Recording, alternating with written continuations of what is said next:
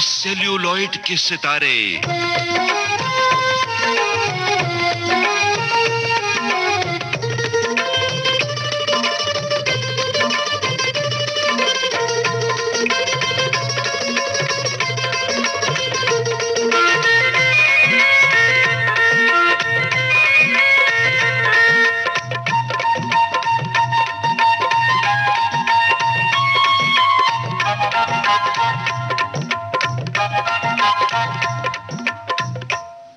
श्रोताओं, आज इस कार्यक्रम में हम आपकी मुलाकात करवा रहे हैं फिल्म और टेलीविजन की जानी मानी अभिनेत्री वर्षा उसगांवकर से। इनसे बातचीत कर रहे हैं कमल शर्मा। वर्षा जी, विविध भारती के स्टूडियो में बहुत बहुत आपका स्वागत है। नमस्कार। और हम आपका अभिवादन करते हैं अपनी तरफ से, अपने सुनने वालों की ओर से। धन्यवाद। और मैं भी अभिवादन करती हूँ सबको। अच्छा, आपका नाम जो है बड़ा अलग सा है, वर्षा। तो आप तो अपने अभिनय से लोगों को भिगोती रही हैं, लेकिन मुझे ये बताइए कि बारिश का मौसम आपको कैसा लगता है? हाँ, वैसे मुझे बारिश का मौसम बिल्कुल अच्छा नहीं लगता। ये सच है कि बारिश बहुत ज़रूरी है हमारे लिए, लेकिन ऐसा है कि मुंबई शहर में बारिश और ट्रैफिक जैम ये एकदम एक दूसरे से जुड़ा हुआ है। तो मुझे याद है एक बार मैं अपने बहन की हॉस्टल में गई थी परेल में, और वहाँ पूरा भरा हुआ था पानी से सब रोड्स। तो जब बारिश आती है तब मुंबई के सब रास्ते एकदम जैम हो जाते हैं पानी से और गाड़ियों से। तो इसीलिए, और दूसरी बात यह है कि फिल्मों में जब बारिश होती है, आर्टिफिशियल बारिश, तब इतना भीगना पड़ता है और उसमें रोमांस करना पड़ता है। तो आप जरा सोचिए, मतलब रियल लाइफ में और रील लाइफ में बहुत फर्क है। रोमांस मतलब ऐसा लगता है कि ये बारिश कब बंद हो जाए और कब हम ठीक से, मतलब मैं टॉवेल लेके बैठूं और खुद को सुखा दूं। तो बारिश अच्छी भी लगती है। घर में जब होती हूँ तब बारिश अच्छी लगती है, जब रोड पे आती हूँ, मतलब गाड़ी में रहती हूँ, तब अच्छी नहीं लगती। अच्छा, जब फिल्मों में शूटिंग करती हैं, आपने कहा कि बारिश में भीगती हैं, तो जुकाम की बड़ी तकलीफ हो जाती है? बिल्कुल हो जाती है कभी कभी, लेकिन बहुत इसकी मतलब केयर लेनी पड़ती है हम लोगों को तो। और ऐसा है कि एक शॉट होता है, उसके बीच में आधे घंटे या 1 घंटे की कभी कभी इंटरवल होती है, क्योंकि लाइटिंग होता रहता है। लोगों को तो ऐसा लगता है कि एक बार जब बारिश का गाना शुरू हो गया तो बस शुरू होता गया। ऐसा नहीं होता है, उसमें ब्रेक्स बहुत होते हैं और इस ब्रेक की बहुत तकलीफ होती है। वर्षा जी, आपने कहा कि ब्रेक्स बहुत होते हैं, ये तो बिल्कुल ऐसा लग रहा है कि टेलीविजन का कोई प्रोग्राम हो गया है। बिल्कुल, उसमें होता है ब्रेक के बाद। लेकिन ऐसा फिल्मों में नहीं होता है। हमको ब्रेक के बाद इमीडिएटली शॉट देना पड़ता है, तो उसके क्या फिर से भिगोना पड़ता है और भीगना पड़ता है। तो ठीक है, मतलब उसमें कुछ मजा नहीं है, देखने के लिए अच्छा लगता है स्क्रीन पे। तो अच्छा, जैसे आपने मुंबई की बारिश की बात की, ये तो आपने बता दिया, और आपने कहा कि आपको घर में बैठ कर के बारिश का मजा लेना बड़ा अच्छा लगता है। जब घर में रहती हैं तो क्या वो चाय और उसके साथ पकौड़े वगैरह कुछ? एक तो मैं जिंदगी में चाय कभी नहीं पी हूँ। अच्छा। तो मुझे चाय की टेस्ट भी नहीं मालूम। लेकिन मेरी माँ कहती है, जब मैं बहुत छोटी थी तब हमेशा जब किसी के यहाँ जाती थी उनके साथ, तो बोलती थी आप चाय और बिस्किट कब देंगे? तो अभी तब बड़े चाव से मैं चाय पीती थी, ऐसा कहते हैं। लेकिन अभी मुझे तो मालूम ही नहीं कि चाय कैसी है। लेकिन घर में जब कभी कभी ऐसा ही भी होता है, जब बादल जब भर आए हैं, सब पूरी घटा छाई हुई है, तब बहुत मतलब ऐसी मायूस भी लगता है। कभी मन को ऐसा लगता है कि अरे बाप रे, सब जगह दुख ही दुख है। कभी कभी ऐसा भी होता है। और कभी कभी जब बारिश होती है, रात का वक्त होता है और बहुत ठंडी हवा आती है, तब बहुत अच्छा भी लगता है। तो ऐसे वक्त में मैं ज़्यादा करके एक तो टीवी देखना पसंद करती हूँ, या तो रेडियो के आपके विविध भारती सुनना पसंद करती हूँ। बहुत अच्छी बात है। और हम समझते हैं उस वक्त हवाओं के साथ उनका आंचल थाम करके जो गीत कानों में पढ़ते हैं, हाँ बिल्कुल, उनकी कुछ बात ही अलग होती है। तो ऐसा है कि क्यों ना, जब गीत की बात हमने की है, एक गीत आप अपनी पसंद का सुनवा दें। जरूर। मेरे रंग में रंगने वाली परी हो या हो परियों की रानी, या हो मेरी प्रेम कहानी, मेरे सवालों का जवाब दो ना। मेरे रंग में रंगने वाली परी हो या हो परियों की रानी, या हो मेरी प्रेम कहानी। मेरे सवालों का जवाब दो, दो ना।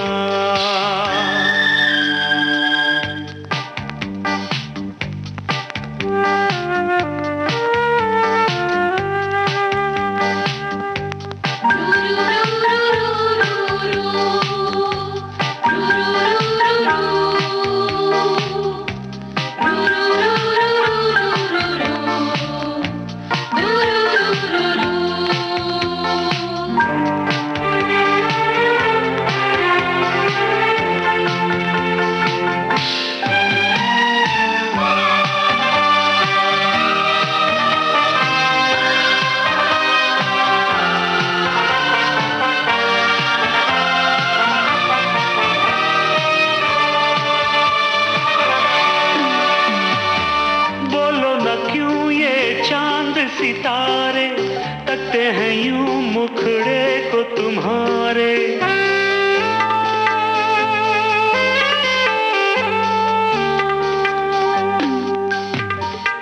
बोलो न क्यों ये चांद सितारे तकते हैं यूं मुखड़े को तुम्हारे। झुके बदन को हवा क्यों महकी, रात है क्यों बहकी बहकी।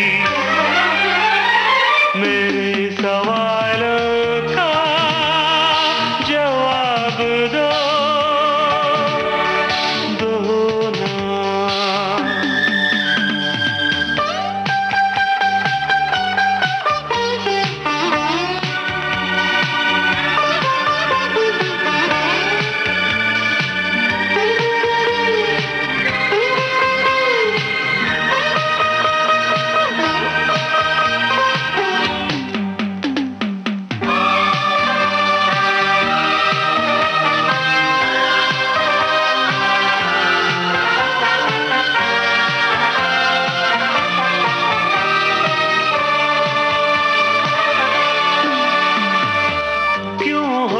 शर्माई हुई सी लगती हो कुछ घबराई हुई सी।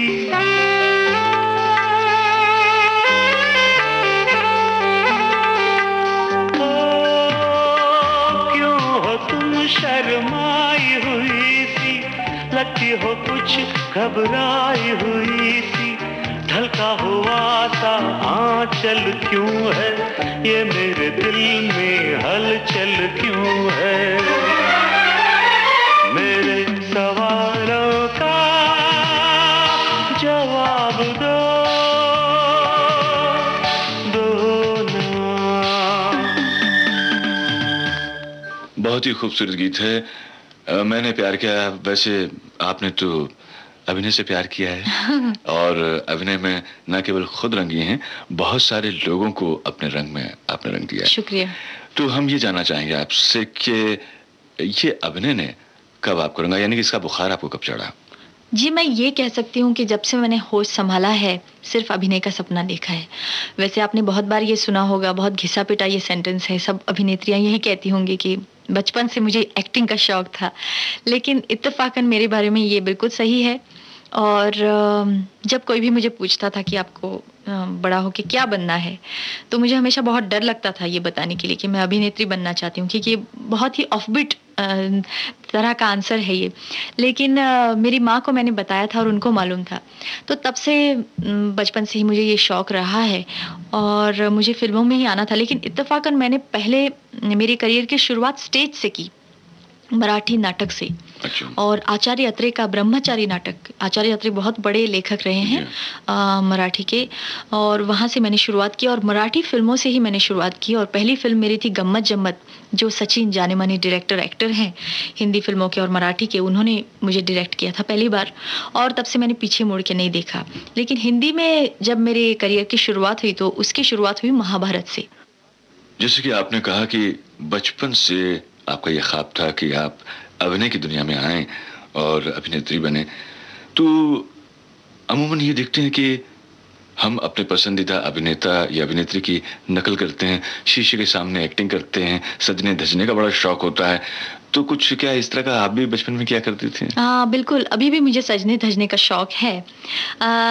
तो मैं बिल्कुल क्या आईने के सामने एक्टिंग करती थी, क्योंकि आईना ऐसा होता है जो आपको सब डिफेक्ट्स दिखाता है, और वो आपका ऑडियंस भी हो सकता है। जैसे आप रो सकती हैं, उसके सामने हंस सकती हैं। तो ऐसा मुझे बहुत शौक था, और बिल्कुल सब शादियों में जब जाती थी तो साड़ी पहन के देखना, फिर मेकअप करना। तो मैं जब 8वीं कक्षा में भी थी तो मुझे याद है, मुझे लिपस्टिक लगाना बहुत पसंद था। तो मेरे पापा जो हैं बहुत चिढ़ते थे इस बात से, और बोलते थे कि तुम्हें बहुत पढ़ाई करनी है, इन बातों में ध्यान मत दो। तो मैं हमेशा मेरे मन में कहती थी कि मुझे इन्हीं बातों में ध्यान देना है, और आगे जाके मुझे तो फिल्मों में एक्टिंग करना है। लेकिन मैं उनको बताने की हिम्मत नहीं जुटा पाती थी। लेकिन ऐसा है कि अभी सोच के बहुत हंसी आती है इन सब बातों को। तो आपने बताया कि जब आपकी शुरुआत तो वैसे स्टेज से हुई, लेकिन बाद में जो मराठी फिल्म मिली बाद में, वो उसके बाद ही मिली। जब आपके पिता को ये पता चला कि आप अभिनय की दुनिया में जा रही हैं, तब उनकी क्या प्रतिक्रिया थी? क्योंकि आपकी माँ को तो मालूम था कि आप ही बनना चाहती हैं, और पिता शायद इसके विरोधी थे, तो उनका कोई रिएक्शन था? ऐसा बिल्कुल नहीं हुआ। उन्होंने मुझे बहुत एनकरेज किया, और मुझे ऐसा लगता था हमेशा, बहुत जैसे डर था मेरे पिताजी के बारे में मेरे मन में। लेकिन उनका अंडरस्टैंडिंग और मैच्योरिटी उन्होंने अच्छी दिखाई इसमें, कि उन्होंने बोला कि ठीक है। और उसके बाद उन्होंने मेरे लिए प्रोस्पेक्टस भी मंगाया, ये अपना जो पूना इंस्टीट्यूट, फिल्म इंस्टीट्यूट। लेकिन वहाँ वो एक्टिंग कोर्स बंद हो गया था। वहाँ सिर्फ टेक्निकल कोर्सेज रहे थे, जैसे कैमरा मैन आपको बनना है, या फिल्म प्रोडक्शन में जाना है, या फिर और स्टेज क्राफ्ट, इस तरह के सब टेक्निकल कोर्सेज थे, और इनमें मुझे इंटरेस्ट नहीं था। तो मतलब इतना उन्होंने अंडरस्टैंडिंग दिखाया मेरे पिताजी ने, और बिल्कुल विरोध नहीं किया। लेकिन वर्षा जी, आप मानती हैं कि एक्टिंग सिखाई जाती है? क्या होता है कि ऐसा नहीं कि एक्टिंग सिखाई जाती है, वो तो पहले से आपको उसकी नैक होना चाहिए। लेकिन मैंने ऐसे एक्टर्स कभी कभी देखे हैं, जैसे अभी उदाहरण ही अगर देना है तो मैं संजय दत्त का दूंगी। पहले अगर हम उनकी फिल्में देखें, जैसे रॉकी वगैरह, तब ऐसा लगता था कि उनको एक्टिंग के बारे में कुछ एबीसीडी भी नहीं आती है।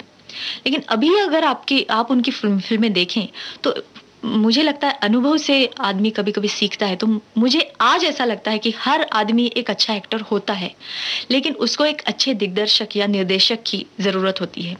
लेकिन एक्टिंग, जो फिल्म एक्टिंग है खास करके, वो बहुत ही टेक्निकल एक्टिंग होती है। जैसे हम स्टेज पे अभिनय करते हैं तो वो बहुत ही ऐसी एक्टिंग होती है कि जैसे इम्प्रोवाइज्ड, या जो इंस्टिंक्टिवली हम करते हैं। जैसे हम सांस लेते हैं, बहुत नेचुरली हम ये बात करते हैं, हमें मालूम भी नहीं होता है, और इस तरह से हम वो कर जाते हैं स्टेज पे, और एक ही बारी हम वो करते हैं। ऑडियंस भले अलग अलग हो, अलग अलग शो में हम इम्प्रूव करते जाते हैं। लेकिन फिल्म एक्टिंग ऐसी चीज़ है कि हर शॉट आपका अलग होता है, और वो ब्रेक में किया जाता है, फाइनली उसको जुड़ा जाता है एडिटिंग में। तो ये जो टेक्निकलिटीज़ हैं और तांत्रिक, ये सब जो मतलब उसके साइड्स, हाँ तामझाम, वो बहुत ही मतलब वो आपको अगर आप सीखें किसी कोर्स में, तब इसकी आपको मदद होती है। जो आप एक्सपीरियंस के बाद सीखेंगे, वो अगर आप पहले ही सीखें और बाद में अगर आपको इसका प्रैक्टिकल नॉलेज मिले तो अच्छा रहता है, जरा उसकी मदद होती है। लेकिन मैं एक सवाल करना चाह रहा हूँ कि हमारे यहाँ बहुत सारे एक्टर और एक्ट्रेसेस ऐसी रही हैं कि उन्होंने बहुत नेचुरल एक्टिंग की है, और बहुत ही, जिसे कहते हैं कि ऐसे लगता है एक्टिंग कर ही नहीं रहे वो, ये आवाज। हाँ, मतलब ऐसा है कि किसी निर्देशक ने ऐसा कहा है कि acting in the most artificial situations, make believe situations जो हैं, जैसे आपकी माँ गुजर गई, ये एक आर्टिफिशियल सिचुएशन बनाई गई है, और उसमें आपको नेचुरल एक्टिंग करनी है। मतलब लोगों को ऐसा दिखाना है कि वो बिल्कुल सही है, और अपनी माँ गुजर गई है। तो इस हालत में आप कैसा एक्टिंग करेंगे? तो वो आपको यहाँ से फील करना पड़ता है, मन से आपको वो फील करना पड़ता है। बिल्कुल सही बात है। और अपने चरित्र में उतरना पड़ता है आपको गहरे तक। हाँ जी। और उसके बाद में उसको अपना करके फिर आप अपनी पूरी कला के साथ में उसको वापस पर्दे पर सजीव करते हैं। लेकिन इस वक्त ऐसा है कि माहौल थोड़ा सा संजीदा हो गया है, इसको सुर छेड़ करके गीतों के फिर से बेहतर बनाते हैं। आप बताइए जल्दी से कि गाना आपका कौन सा? ये मुझे मीराबाई के भजन बहुत पसंद है। अच्छा, तो उसमें हम देंगे पपीहारे। पपीहारे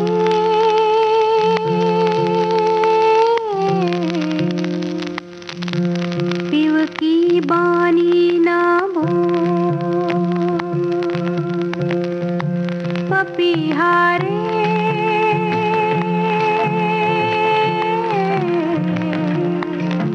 पिव की बानी ना पिव की बानी ना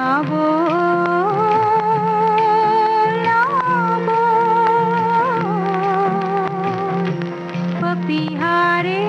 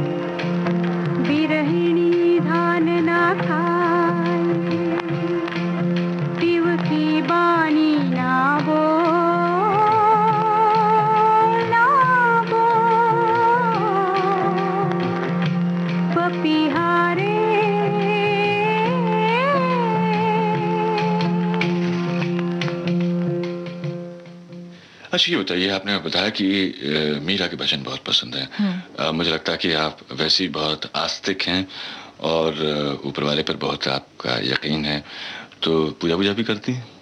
हाँ, करती हूँ। आदमी यानी कि ह्यूमन बीइंग, आदमी को बहुत ज़रूरत होती है किसी की मदद की या सहारे की, तब जब कोई नहीं होता, क्योंकि हर सिचुएशन में आपको खुद ही फेस करना पड़ता है उस सिचुएशन को, तो उस वक्त आपको ऐसे कुछ सहारे की ज़रूरत होती है। अभी मेरा उदाहरण ले लीजिए, मेरी मम्मी पापा मेरे साथ नहीं हैं यहाँ पे, तो जब मैं शूटिंग पे जाती हूँ और वहाँ कोई ऐसी नौबत आ जाती है, तब भगवान ही एक सहारा होता है। तो बिल्कुल मैं आस्तिक हूँ और मेरे जो कुल दैवत हैं श्री मंगेश यानी कि शंकर भगवान, तो मैं बहुत मानती हूँ और मुझे सरस्वती देवी भी बहुत, मैं उन पे भी विश्वास रखती हूँ, मेरी श्रद्धा है। चलिए, आपकी कामनाएं सारी पूरी करें आपके इष्ट देव। ये बताइए कि पढ़ने का भी शौक है आपको? जी। क्या? आजकल मैं कविताएं पढ़ रही हूँ और ऐसा है कि सिर्फ हम इंग्लिश बुक्स ही पढ़ते हैं कभी कभी, लेकिन हमारे हिंदी राइटर्स भी बहुत ही अच्छे राइटर हैं और मराठी राइटर भी बहुत अच्छे अच्छे हैं। तो ये सब तरह के बुक्स मैं पढ़ती हूँ, फिक्शंस पढ़ती हूँ। मुझे ऑटोबायोग्राफीज बहुत पसंद है, आत्मचरित्र। तो खास करके मैंने आज तक इंग्रिड बर्गमन वगैरह सब हॉलीवुड स्टार्स या अपने जो स्टार्स हैं जैसे जयश्री गढ़कर, उनका आत्मचरित्र, लीला चिटनिस, फिर अभी अभी दादा कोंडके का मैंने आत्मचरित्र पढ़ा। और जैसे मैंने आपको बताया, मुझे कविताएं आजकल अच्छी लगने लगी हैं, क्योंकि शिरवाड़कर, कुसुमाग्रज जिनका स्वर्गवास हो गया, फिर इंदिरा संत, इनकी कविताएं ऐसी हैं कि जो आपको बहुत ही भगवान की तरह सपोर्ट करती हैं, मदद करती हैं। और ऐसा लगता है कि कवियत्री या कवि इन सब भावनाओं से गुजर गए हैं और बहुत अनुभव लेके उन्होंने ये कविताएं लिखी हैं। मंगेश पाड़गांवकर जैसे नव कवि हैं वो, और बहुत ही सहज और इजी शब्दों में उन्होंने ये कविताएं लिखी हैं। और मेरा इरादा है इंग्लिश भी कविताएं मैं पढ़ूंगी, हिंदी भी पढ़ूंगी। हरिवंश राय बच्चन जी की मुझे कविताएं बहुत पसंद हैं। तो आपका वैसे पढ़ाई में सब्जेक्ट जो था उसमें सबसे ज़्यादा दिलचस्पी का विषय कौन सा था आपका? वैसे मैंने बीकॉम किया है। अच्छा, और विरोध मतलब बिल्कुल ही अलग है ये सब्जेक्ट मेरे आर्ट के क्षेत्र से। हाँ जी।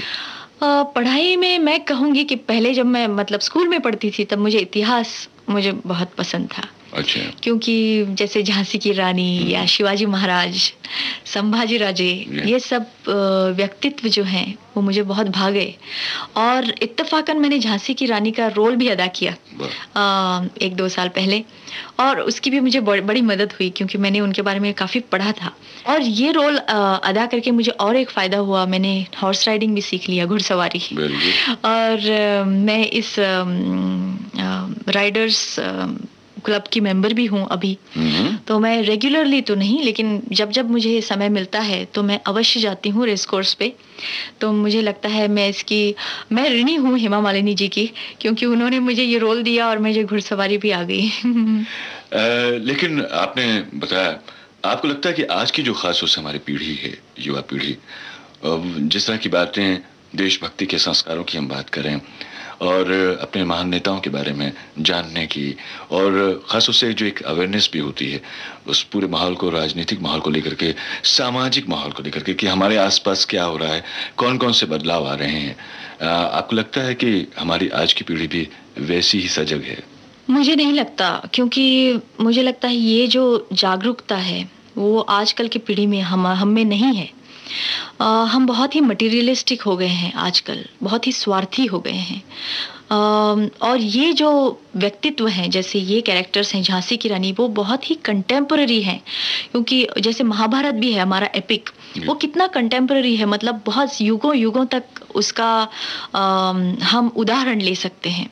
तो हम बहुत कम सीखते हैं, सिर्फ हम लोग उसको हिस्ट्री में सीखते हैं और भूल जाते हैं। और जब हम लोग कभी सम्मेलन में जाते हैं तो उसका जिक्र ज़रूर करते हैं, लेकिन उसको प्रैक्टिकल लाइफ में हम कभी उसका यूज़ नहीं करते। मुझे नहीं लगता, ये बहुत ही जागरूकता कम है। तो आप ये बताइए कि भावुकता और आदर्श और व्यावहारिकता, इसके बीच में आप कितनी सीमा रेखा रखते हैं? मतलब जीवन में बिल्कुल घोर आदर्शवाद? बहुत सीमा, उसकी रेखा ऐसी बताई नहीं जा सकती, बहुत वो फील करनी पड़ती है और उसका बैलेंस रखना पड़ता है।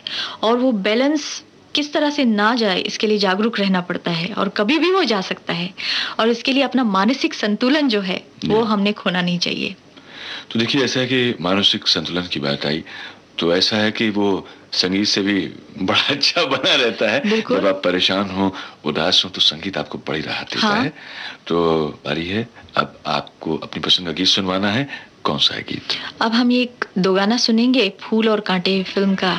धीरे धीरे प्यार को बढ़ाना है, हद से गुजर जाना है। धीरे धीरे प्यार को बढ़ाना है, हद से गुजर जाना है। धीरे धीरे प्यार को बढ़ाना है, हद से गुजर जाना है। मुझे बस तुझसे दिल लगाना है, हद से गुजर जाना है। धीरे धीरे प्यार को बढ़ाना है, हद से गुजर जाना है।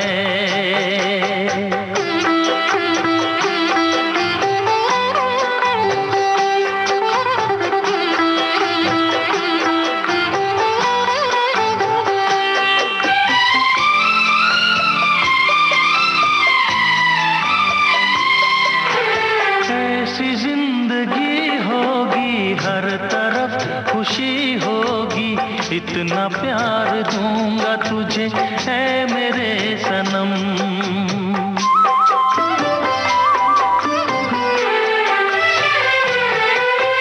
अब न कोई गम होगा, ना ये प्यार कम होगा, साथी मेरे मुझको तेरे सर की है कसम। एक दूजे को आज़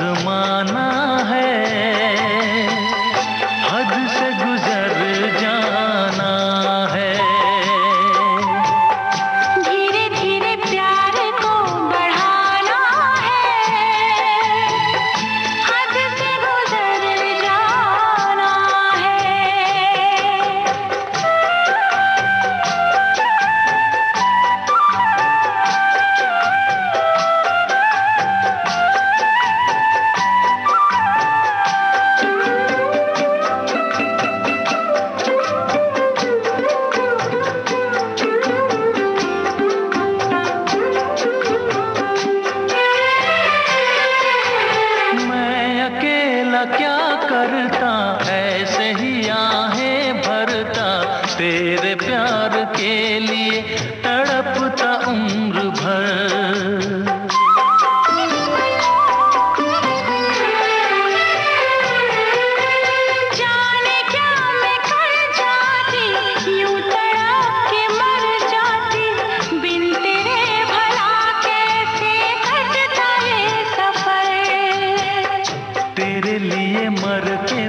दिखाना है, हद से गुजर जाना है। धीरे धीरे प्यार को बढ़ाना है, हद से गुजर जाना है।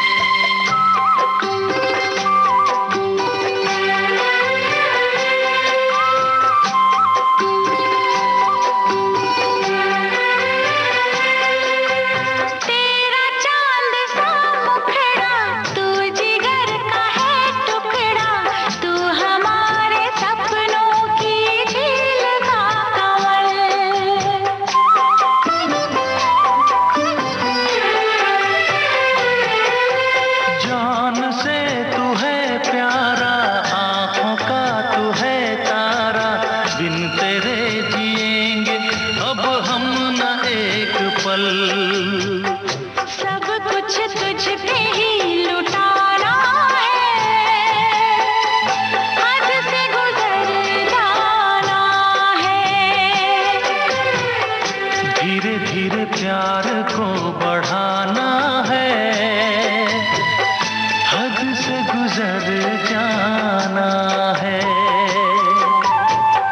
मुझे बस तुझसे दिल लगाना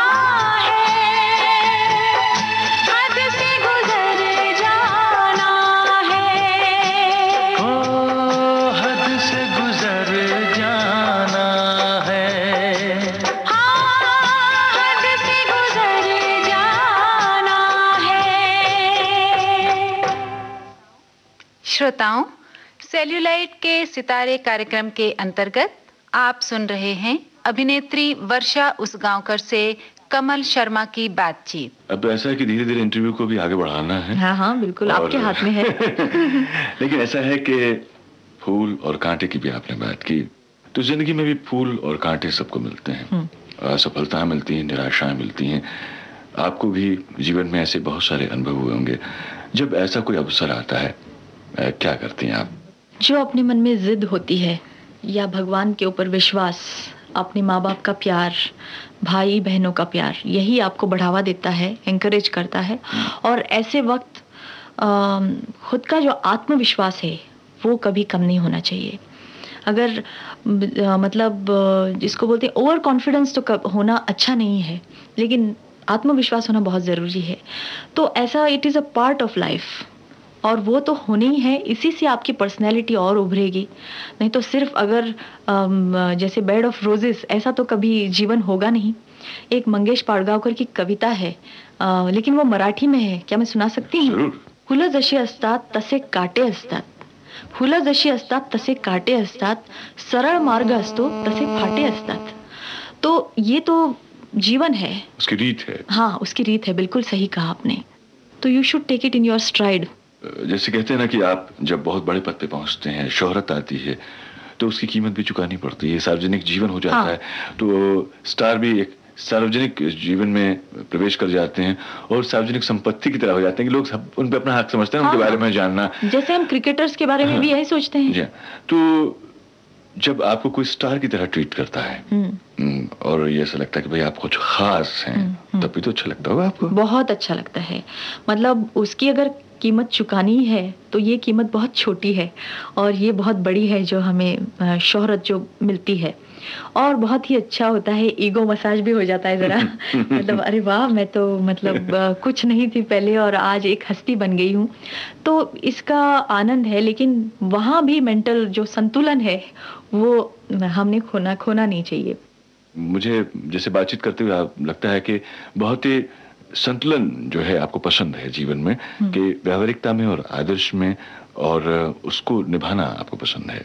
हाँ, क्योंकि मैं मेरे जीवन के आखिर तक वर्षा उजगांव कर रहूंगी, तो इस बात का एहसास मुझे यही संतुलन मतलब याद दिलाता रहेगा। इसके लिए क्या होता है कि हम जब मेकअप लगाते हैं तो बहुत सारे डिफेक्ट्स चेहरे के ढक जाते हैं, और हम वो डिफेक्ट्स मतलब उनको एक्सेप्ट नहीं कर सकते फिर। अरे उसको मेकअप निकालेंगे आईने के सामने तो पता चलता है वो डिफेक्ट है, मतलब बहुत मेजर नहीं होता है वो, बहुत माइनर, वो तो सबका चेहरा तो परफेक्ट होगा नहीं। लेकिन कभी कभी कोई अभिनेत्रियां अभिनेता डरते हैं इस बात से, रिजेक्शन का जो भय होता है। हाँ, उनको लगता है इस चेहरे से उन्होंने हमें देखा है, एक्सेप्ट किया है, तो हम इस चेहरे से तो नहीं जा सकते, मतलब वही चेहरा लेके हमें जाना है बाहर। लेकिन मुझे लगता है ऐसी अभिनेत्रियां और अभिनेता तो बहुत कम है, और मैंने बहुत सारे जैसे एक्टर्स, मेरे भी जो को स्टार्स हैं, मुझे नहीं लगता ऐसे कोई बहुत मेकअप के साथ जाता है। तो वर्षा जी, इस वक्त तो ऐसा है कि फिर से अपने श्रोताओं को गीतों की फुहारों में भिगोया जाए, किसी बढ़िया से गीत से भिगोया जाए। तो बताइए कौन सा गीत आपकी पसंद है? अब मैं एक मराठी गाना सुनाना चाहूंगी, और वो लिखा है संत ज्ञानेश्वर ने और उसे गाया है लता जी ने। अभी मैं गुनगुनाती हूँ।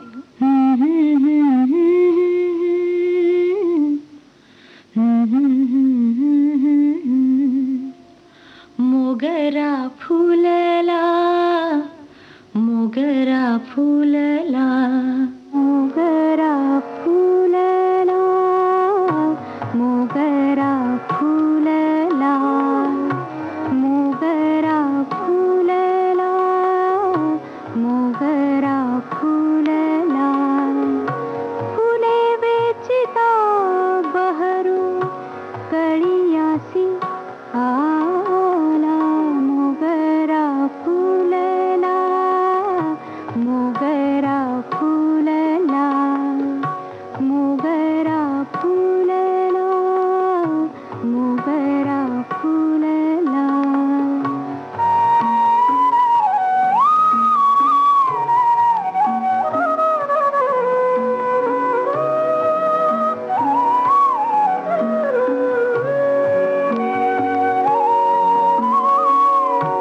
इवले से रोप लावियले द्वारी, इवले से रोप लावियले द्वारी, तयाचा वेलू गेला गगनावेरी, मोगरा फुलला, मोगरा फुलला, मोगरा फुलला, मोगरा फुलला।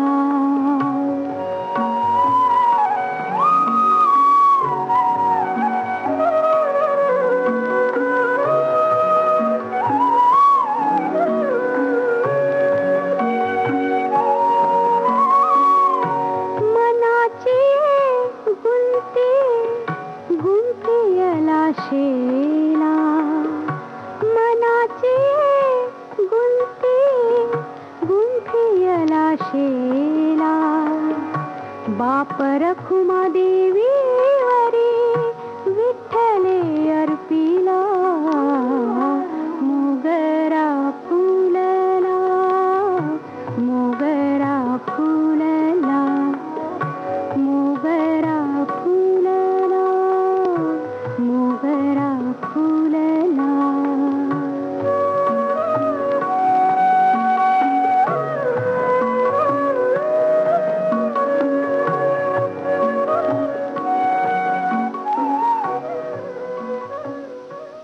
मोगरा फूलेला, ये इसमें मोगरे का जो फूल है उसी का जिक्र है ना? उसका जिक्र है, लेकिन उसकी तुलना की गई है अपने मन से। अच्छा, तो मन को बहुत बड़ा करना चाहिए, वाह। तो वो भगवान के पास पहुंच जाता है। वैसे एक बात तो सही है कि कहने वालों ने बहुत सही बात कही कि आपके गुणों की जो खुशबू है बहुत दूर तक जाती है और बहुत दिनों तक बनी रहती है, वक्त भी उस खुशबू को मिटा नहीं पाता। तो अब मैं ये जानना चाह रहा हूँ वर्षा जी कि जैसे शोहरत और दौलत की बात चल रही थी कि जो लोग इस पे बहुत नाज करते हैं, ये तो बहुत ही वक्ती चीज़ होती हैं, रहती हैं और चली जाती हैं, लेकिन बावजूद इसके आदमी शोहरत का भूखा होता है। लोग जब उसे मिलते हैं और कहते हैं साहब आपने बड़ा अच्छा काम किया और बड़े प्यार से, तो हमें भी लगता है कि भाई कोई हमें पहचान रहा है। तो फिल्म स्टारों की जब बात आती है तो ऑटोग्राफ भी लेते हैं लोग, मांगते हैं, बिल आती है, चिट्ठियां लिखते हैं लोग। तो मुझे बताइए कि जब पहली बार आपने ऑटोग्राफ दिया होगा, वो भी आपके जीवन का बड़ा ही एक अजीब सा रोमांचक क्षण। बिल्कुल बिल्कुल, मुझे याद है मैं नागपुर गई थी और गम्मत जम्मत मेरी जो पहली मराठी फिल्म है वो रिलीज हुई थी, और पहले वो रिलीज हुई नागपुर शहर में, और वहाँ मेरा नाटक था और मैंने देखा कि बहुत भीड़ जमा हुई थी, और मैंने मेरे कोस्टार को पूछा ये सब क्यों इकट्ठा हुए हैं, तो बोले तुम्हें देखने के लिए वो इकट्ठा हुए हैं, तुम्हारी गम्मत जम्मत यहाँ रिलीज हुई है। और उसमें से एक आदमी पहले आया मेरा ऑटोग्राफ लेने के लिए, तब मैं बहुत कंफ्यूज हो गई। चेक के ऊपर भी मैंने तभी कभी साइन नहीं की थी तो मैंने बहुत डर डर के वो साइन की, और मुझे ऐसा लगा कि मैंने साइन कैसे करना है, उसका ट्रेडमार्क कैसे बनाना है सिग्नेचर का। तो डर डर के मैंने साइन किया, फिर दूसरा आया, फिर तीसरा चौथा करते वक्त थोड़ा सा कम सकुचाई में, लेकिन बहुत अजीब लगता है और खुशी भी होती है।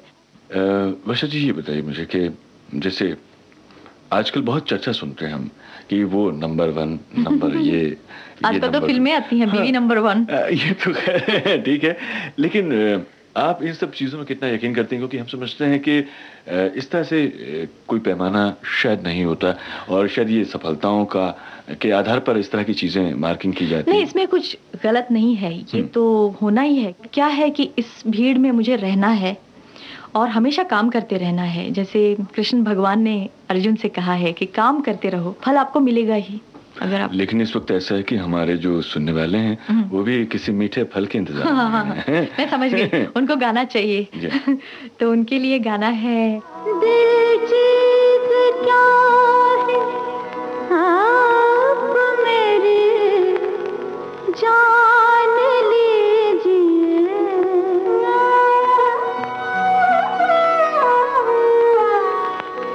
दिल चीज क्या है आप मेरी जान लीजिए,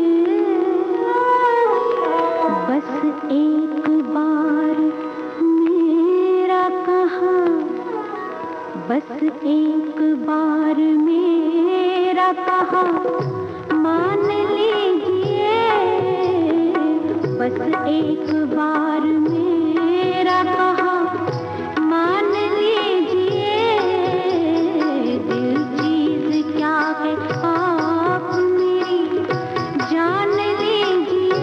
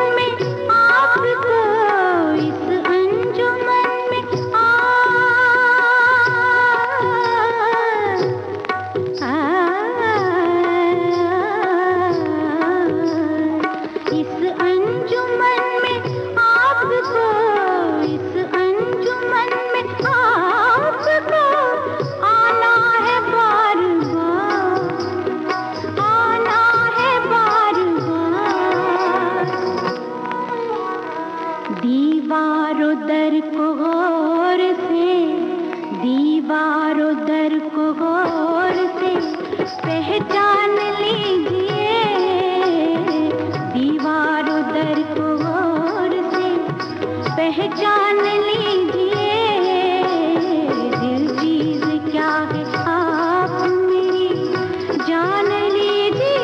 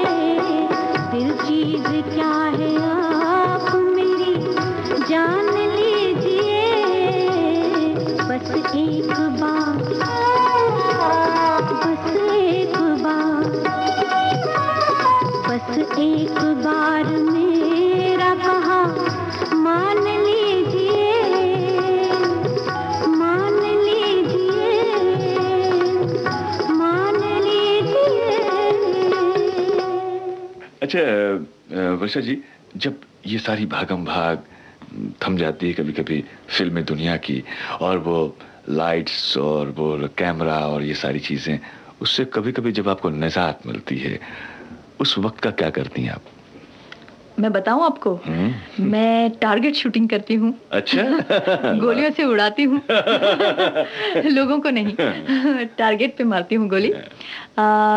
तो ये मेरे शौक मैंने डेवलप किए हैं अभी, और उसमें मुझे मजा आता है। हॉर्स राइडिंग भी है? हाँ, वो ये दोनों चीजें मैं करती हूँ। मैं गाती हूँ, और कभी कभी आधा घंटा, कभी 15 मिनट, और मेरे पसंद के गाने सुनती हूँ। तो ये बताइए कि आपकी पसंदीदा डिश कौन सी चीज आपको बहुत ज्यादा पसंद है? मुझे सबसे ज्यादा मेरा गोवन जो खाना है, मच्छी, और वो भी सी फिश, वो पॉम्फ्रेट करी, फिर बांगड़ा जो एक फिश होता है उसके कटलेट, फिर हमारे बहुत अच्छे अच्छे डिशेस हैं गोवा के। मुझे मतलब ये डिशेस अच्छे लगते हैं, हमारे गोवन डिशेस। मुझे जानवर बड़े पसंद है, और मेरे पास काला बिल्ला है, और हाँ, मुझे बिल्लियां बहुत अच्छी लगती हैं, और मेरे पास तो एक बंदर भी था। अच्छा। हाँ। 6 साल था, 6 साल के बाद बेचारा मर गया। अच्छा। लेकिन मुझे जानवर बहुत पसंद हैं। फिल्मों में भी कभी ऐसा मौका आया कि किसी जानवर के साथ पाला पड़ा आपका? हाँ, एक मैंने फिल्म की थी शिकारी, और अभी मैंने एक बंगाली फिल्म की थी। अच्छा। हाल ही में, और उसमें एक कुत्ते के साथ मेरा काम था। तो 2-4 दिन मैं उसके साथ, कुत्ते के साथ रही, तो मैंने उसके साथ दोस्ती की, सिर्फ फिल्म के लिए नहीं। मुझे उससे सचमुच में प्यार हो गया। तो और एक भालू था, उसके साथ मुझे काम था। शिकारी फिल्म की थी मैंने, हिंदी, और वो रशिया से उन्होंने उसको लाया था। तो वो बहुत इतना एक एक शॉट के बाद उसको ब्राइब की जरूरत पड़ती थी। तो वैसा है कि एक रिश्वत भी देना चाहेंगे अपने श्रोताओं को। हाँ। लेकिन वो मीठे सुरों की है, गाना की है। हाँ। तो बताइए कौन सा गाना है? ये गाना है फिल्म दिल से।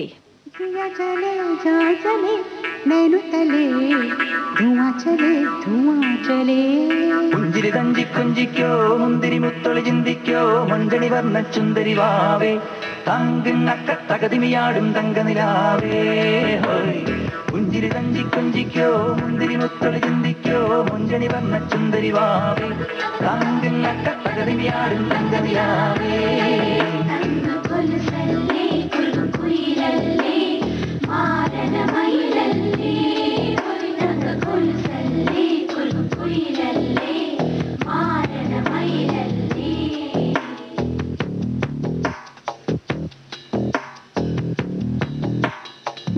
चले जा चले नैनु तले धुआं चले रात भर धुआं चले जानू ना सके रे दिया चले जा चले नैनु तले धुआं चले रात भर धुआं चले जानू ना सके रे जिया जले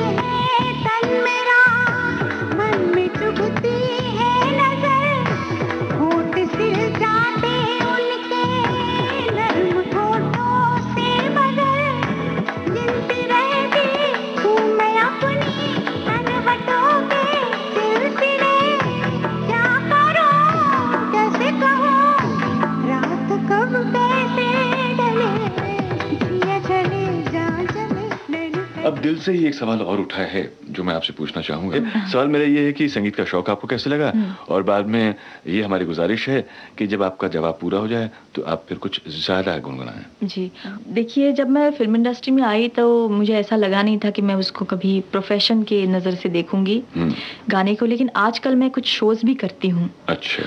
और कभी कभी क्या होता है, ये बड़ा मोनोटोनस हो जाता है लाइफ, मतलब एक्टिंग कर रहे हैं, अभिनय कर रहे हैं, लेकिन कुछ अलग पर्सनैलिटी के लिए एक फैसेट की ज़रूरत होती है, अलग अंग की ज़रूरत होती है। तो उसके लिए, और मैंने इसकी ट्रेनिंग ली है, लेकिन सिर्फ 2 साल ली है, तो मैं उसको पूरा ट्रेनिंग भी नहीं कहूँगी, बल्कि शुरुआत थी बिल्कुल। सुधाकर करंदीकर मेरे गुरु रहे हैं गोवा में, वो अभी भी सिखाते हैं वहाँ म्यूज़िक। 2 साल मैंने वो किया, जयपुर घराने का म्यूज़िक मैं सीख रही थी। उसके बाद तो बड़ा लंबा ब्रेक रहा, मैं फिल्म इंडस्ट्री में आई, लेकिन पिछले 2-3 सालों से मैंने इसको थोड़ा सा सीरियसली लिया है। तो आजकल मैं थोड़ा बहुत रियाज करती हूँ, लेकिन जितना करना चाहिए उतना तो नहीं करती। हम आपसे चाहेंगे कि अभी कुछ लम्हे आप हमारे लिए निकालिए और गा के सुनाइए कुछ। थोड़ा पुराना गाना गाऊंगी। जरूर। आओ हुजूर तुमको सितारों में ले चलूं, दिल झूम जाए ऐसी बहारों में ले चलूं। आओ हुजूर तुमको सितारों में ले चलूं, दिल झूम जाए ऐसी बहारों में ले चलूं। आओ हुजूर आओ। वाह, वर्षा जी, ऐसा लगता है कि पुराने गाने आपको बहुत पसंद हैं। हाँ। तो मुझे कुछ बताएंगे कि कौन से गायक गायिकाएं आपको बहुत पसंद हैं? एक तो मोहम्मद रफ़ी मुझे बहुत पसंद थे। अच्छा। और आजकल सोनू निगम की आवाज़ उनसे मिलती जुलती है, तो वो भी अच्छे लगते हैं आज के ज़माने में। हाँ जी। लता मंगेशकर तो जैसे दंत कथा, मतलब लेजेंड हैं, तो उनके बारे में मैं क्या कहूँ। आशा भोसले मुझे इसीलिए पसंद हैं क्योंकि उन्होंने आज के ज़माने में भी हलचल मचाई हुई है। जैसे मॉडर्न गाने जो हैं, वेस्टर्न और इंडियन म्यूजिक का जो फ्यूजन है, उसमें उन्होंने क्रांति कर दिखाई है। और आजकल जो भी सब पॉप सिंगर्स हैं हमारे इंडिया के, भारत के, उनमें उन्होंने पहला नंबर आज भी रखा है। तो ये बड़ी ही, और आज उनकी आवाज़ आज भी बहुत ही मधुर और बहुत ही जैसे हम जवान लगती है एकदम।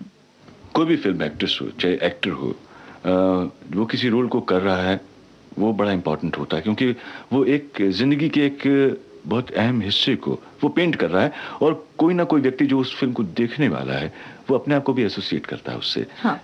तो जब आपके पास में कोई स्क्रिप्ट आती है, कोई बताता है कि साहब ये रोल आपका है, तो उसको कितना वक्त देती हैं आप? एक्चुअली कोई जब डायरेक्टर आते हैं तो उनको ये बहुत शौक होता है कि हम आपको पूरी स्क्रिप्ट सुनाएंगे, लेकिन ये सुना के कभी कभी मेरे वो पल्ले पड़ती नहीं है, मतलब एक तो मेरे दिमाग में घुसती नहीं है, तो मैं खुद पढ़ना चाहती हूँ स्क्रिप्ट को। लेकिन कभी कभी ऐसा भी होता है कि स्क्रिप्ट रेडी नहीं रहती है, तब उसकी 1 लाइन, जब कोई डायरेक्टर इतने अच्छे होते हैं कि वो 1 लाइन इतनी सुंदर सुनाते हैं आपको कि पूरी तरह आपका रोल आपको समझ में आता है। लेकिन कोई डायरेक्टर को तो आपको पूरी कहानी सुनाएंगे तो भी आपको वो समझ में नहीं आएगी। लेकिन मैं वक्त ज़रूर देती हूँ और उसके बाद मैं वो 2-3 बार पढ़ती हूँ स्क्रिप्ट। मुझे लगता है ये होमवर्क बहुत ज़रूरी है किसी भी रोल के लिए। और जैसा मैंने आपको कहा, चाहे वो पीरियड प्ले हो या कंटेम्पररी जैसे आज के ज़माने का हो, लेकिन होमवर्क बहुत ज़रूरी होता है कि आप काम कर रहे हैं, कोई किरदार कर रहे हैं, और वो ये क्यों करता है। अभी देखिए, उसने मुझे हाथ उठाने को बोला या वहाँ से दरवाजे तक जाने के लिए बोला, तो वो क्यों जाता है, उसका कुछ पर्पस होना चाहिए। इसके लिए वो कैसे चलता है, कैसे बोलता है वो किरदार, और क्यों वो ऐसा बना है, ये जानने के लिए उसकी भी कोई पास्ट हिस्ट्री है। हर आदमी की कोई पास्ट होता है, तो इस जानने के लिए इसके लिए मैं बहुत समय देती हूँ। और शुरू में अगर इसका आपने ठीक से होमवर्क किया, फिर आपको बहुत समय देने की जरूरत नहीं। लेकिन अभी समय देने की जरूरत है गाने के लिए। हाँ, अभी हम गाना सुनेंगे सागर फिल्म का जाने भी दो ना।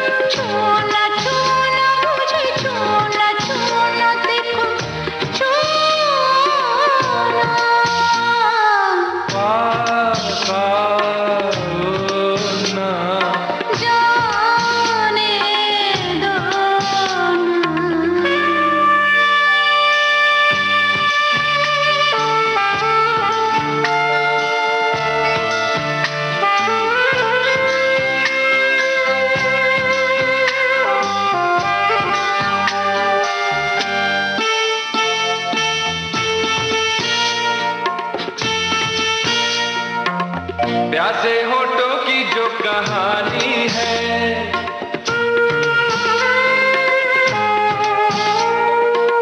प्यासे होठों की जो कहानी है, पास आके तुम्हें सुनानी है।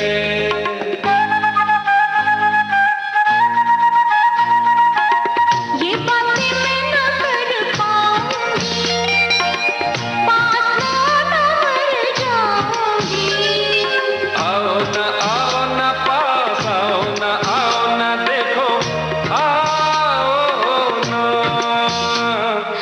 जाने दो ना। पास आओ ना।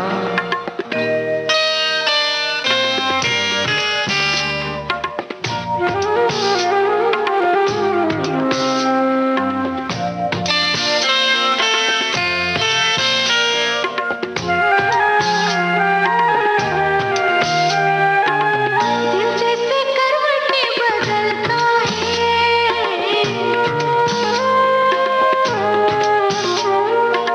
दिल जैसे करवटें बदलता है, मेरा तो सारा तन चलता है।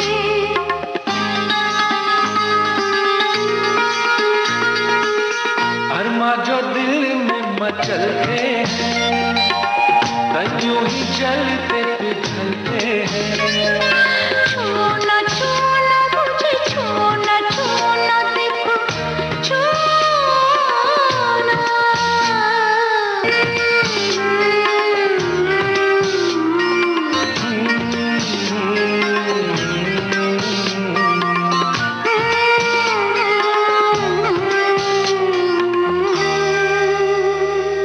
वर्षा जी, दिल हमारा भी कहता है और श्रोताओं का भी कहता है कि जाने ना दें आपको, लेकिन हम ये समझते हैं कि वक्त की आपकी भी मजबूरी है। लेकिन ये ज़रूर चाहेंगे कि आपसे वादा लें, आप दोबारा विविध भारती के इस प्रोग्राम में शामिल होंगी और अपने मीठे मीठे अनुभव, रोचक अनुभव हमारे साथ, हमारे श्रोताओं के साथ बांटेगी। आप हमारे इस प्रोग्राम में हाजिर हुई, इसके लिए हम तहे दिल से आपके शुक्रगुजार हैं। बहुत बहुत धन्यवाद। आपका भी बहुत बहुत धन्यवाद। श्रोताओं, अभी आप सुन रहे थे कार्यक्रम सेल्यूलॉइड के सितारे। हमारी आज की मेहमान थी जानी मानी अभिनेत्री वर्षा उसगांवकर। इनसे बातचीत कर रहे थे कमल शर्मा। आज के इस कार्यक्रम को तैयार करने में तकनीकी सहयोग दिया विनायक तड़वलकर ने और प्रस्तुति सहयोग उषा मेहता का था। इस कार्यक्रम को विविध भारती की ओर से प्रस्तुत किया शकुंतला पंडित ने।